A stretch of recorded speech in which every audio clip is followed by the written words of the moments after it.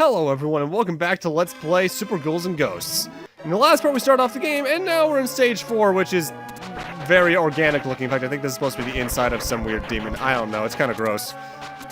And the main gimmick of this stage, at least in the first half of it, is that you might notice how everything is kind of fleshy looking. When you get to certain points it starts to turn red and then teeth come out. By the way, hi Super Nintendo rotation sprite, that was really impressive at the time. When this happens, you need to jump onto one of these platforms to rotate, not only so you can actually change the level design to a point where you can proceed, but you also need to avoid the teeth. The teeth aren't instant kill. Outside of bottomless pits, I don't think anything in this game is instant kill. But it is worth noting that you should avoid that at all costs. This is actually also a very crowded level section because there's just a lot of enemies in small areas. Now, something I mentioned in stage 1 last part is Arthur controls as stiffly as he ever did. However, I forgot to mention one thing regarding the double jump in that, and I think you even saw me do it last part, and you'll definitely see me do it this part. The double jump makes Arthur control slightly better in a way that I didn't explain. Arthur's jumping control has always had that issue of when you're jumping in one direction, you're kind of locked in at the momentum and direction you're going. If you double jump with Arthur in this game, that issue doesn't happen. Well, it still happens, but it'll happen in the other direction. Say if I was jumping left, and I was stuck in the left momentum when I was about to hit an enemy, I could set my double jump to be going right, and I would jump right, which means I could still fall in a pit or hit a different enemy. But that also gives me the chance to avoid something. So they did at least fix the jump control issue to an extent.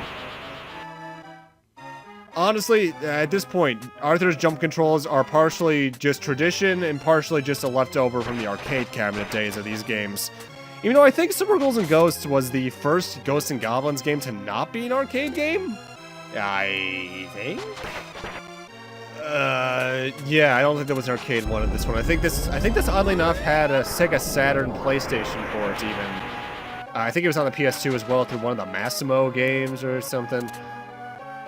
But either way, first completely console exclusive. And because of that, we have a weird instance where Ghouls and Ghosts is technically Ghosts and Goblins 2, but this is considered a more direct follow-up to Ghosts and Goblins, so this could also be Ghosts and Goblins 2, despite, I think, developmentally being Ghosts and Goblins 3.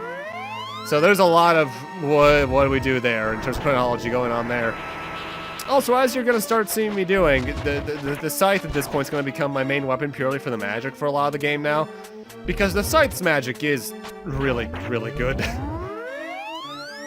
This section can be a bit annoying due to the actual little tilting animation going on. That's not random, by the way. That's entirely set on when it happens.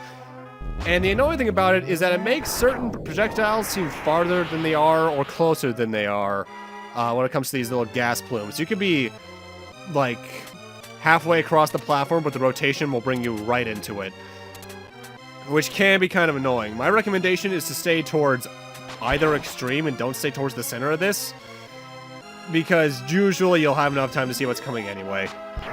Although the little, I guess they're supposed to be little goblins, little red armors, they can be kind of annoying to dodge. Also, if you double jump, you can actually get into this room ahead of time, although that's a very risky jump, because if you miss, you die. Either way, boss for this stage is the Hydra. The Hydra slowly approaches and fires fireballs at various altitudes. However, as you're about to see, the scythe magic doesn't give it much of a chance to live. Poor Hydra. I don't think I've ever actually had a fight with this guy last the entire time to get a full attack in.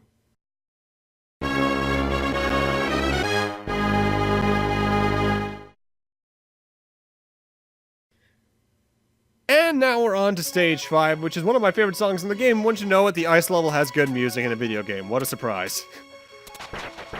Honestly though, this is one of the easier levels, if not the easiest level in the latter half of the game, in terms of like the full-length levels at least. Because there's no real slipperiness gimmick off the top of my head that I can remember. The enemies are more or less just recolors of what we've seen before, like that flower I just killed is a recolor of the skull enemy from the last stage in stage 1. We're gonna have a recolor of that wolf enemy from stage 3 and such. There's very little in terms of original enemies here, aside from one who is annoying, but not for the reason you'd think. It's from this point onwards, though, you're going to start seeing me take on the dagger more so than anything else. because that dragon, while yes, its range is more limited than the scythe, its rapid fire capabilities partnered with the power of its magic is just going to be more useful to me in the long run.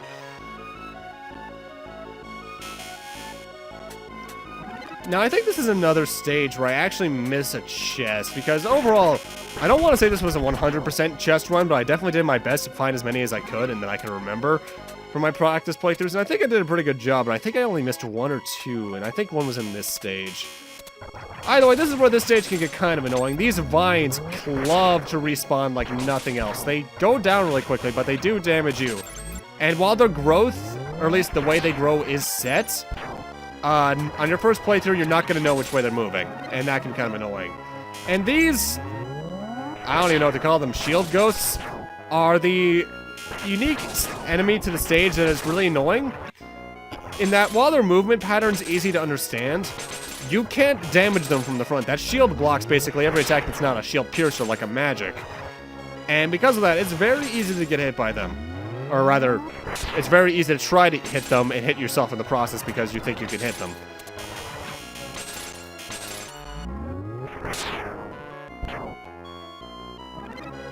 Oh, and I think this is our first Red Armor.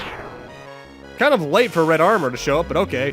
The Red Armors in this game are still annoying, yes, but given your upgraded weapon potential, they're not as bad.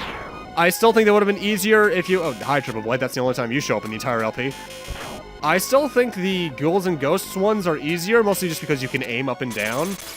But your extra arsenal here does help. No Red Armor is ever going to be as bad as the one in Ghosts and Goblins. That one, those ones rather, are still the worst, partially just due to your limited assets, really. Also, in the case you're wondering if that ceiling can damage you because it looks spiky, yes, it can, if I recall. I don't think the hitbox is one-to-one the sprite. I think you can touch it a little bit, but it's overall dangerous, so stay away from it. Similarly, I'm actually not exactly sure what counts as a hitbox and what doesn't on Arthur. Like, I'm not sure if like it can touch the top of your head and you're fine and such. It feels like it's a fairly precise hitbox. Either way, get on these ladders throughout this next section, because there's occasional avalanches that will love to drag you down. I don't think they outright damage you, but usually next to a ladder is either some spikes, a pit, something that can hurt you or kill you either way. You also want to be careful here in general, because there's enemies in fairly small areas of land to stand on. Honestly, though, thinking about it, I'm kind of surprised this is one of those games that doesn't place enemies on spikes to try and, you know, make things a bit tighter for you. Either way, we are approaching the boss for the stage, so charge up your magic dagger, although Freon here isn't immediately weak to it. You can only actually damage him generally around his face. He likes to float around at 2 altitudes, either low or high. When he's high is the best opportunity to use the magic dagger, it's just magic. He can either throw his top 2 arms at you, or fire down a projectile that splits off into 8 directions like that. Or is that 10? Either way. I think he also has another attack, but it's extraordinarily rare.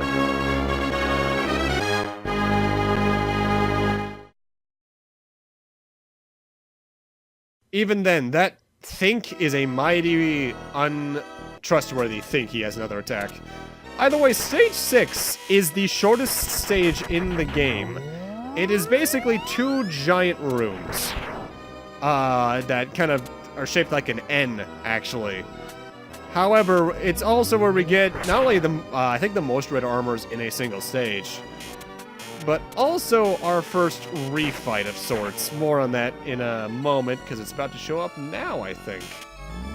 Up this ladder, we have to fight a cockatrice head randomly enough. Thankfully, the magic dragon, dagger attack, whatever, takes it out in one shot if you place yourself right. A bit random for them to do that, but now that I think about it, Ghouls and Ghosts did something similar with, I think the thing's name was Shielder or whatever. That weird ogre that had its head in its hand that had like an extendable neck thing. It's weird. But at least they've done it before. Either way, this is where you need to realize that you can actually switch your momentum around, because you need to do that jump to make it up here. And we're already at the boss for this stage, who's a bit familiar. It's Astaroth. Astaroth has more or less the same attacks he did back in Ghosts and Goblins. He can fire fire down at the ground. Actually, no, he generally aims for you. But while he does that, he doesn't like to move too much. And he also has a random laser attack that aims more directly for you. As you can see, though, Magic Dragon takes him out quickly.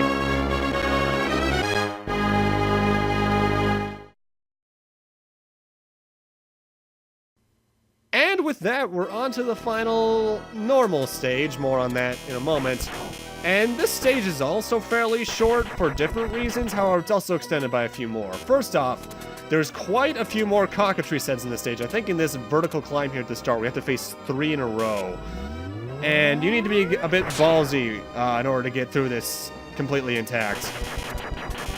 They also love to spawn the little not Red Arremers along the way, so you need to be careful. I guess these might supposed to be imps, actually, now that I think about it, because they kind of resemble imps from... I know a different production company, but they remind me of the imps from the Metroidvania Castlevanias.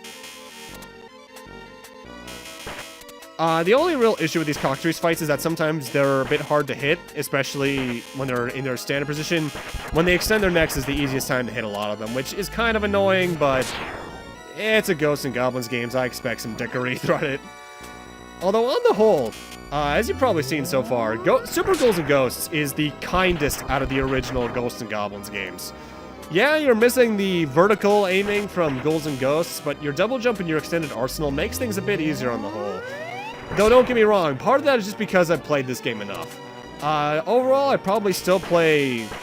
Actually, do I play this or Ghouls and Ghosts more? I'm not sure. But either way, I play them both a good amount, so I'm at least good at what I'm doing. Overall, I think the Ghosts and Goblins game I played the most, though, is the PSP one. Just because I think that's the most fair. Though I also played the one that was very similar to the PSP one on the iPod a lot, I think? The iTouch? Also, randomly enough, to bring back the ghosts and mimics from stage 2 here, and I don't entirely understand why. Though if you position yourself correctly, it's actually entirely possible to skip them and just jump over them onto the next platform. I'm being a bit more careful here just because I want to be prepared for the boss fight, but it's worth noting.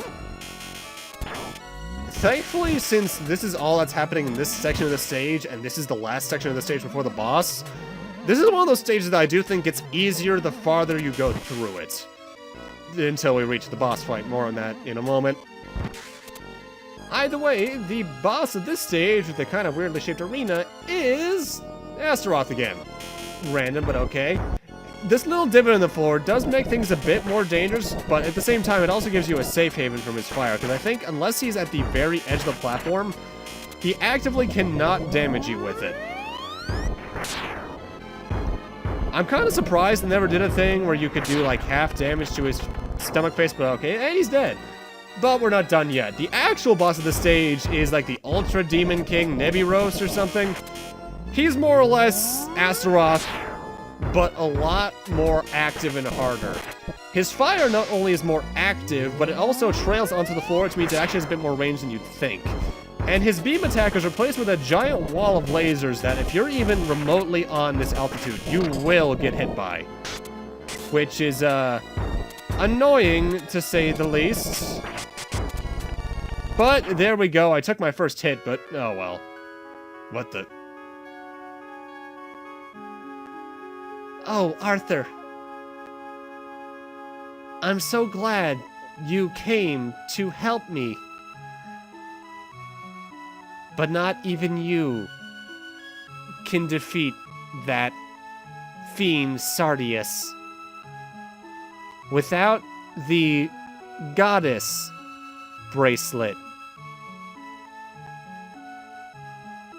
I once wore the bracelet, and that's why I was attacked and captured by the demons.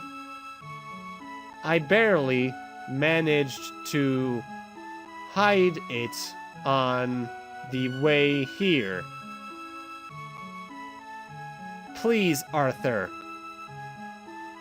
come back here with the bracelet and release me You are my only hope.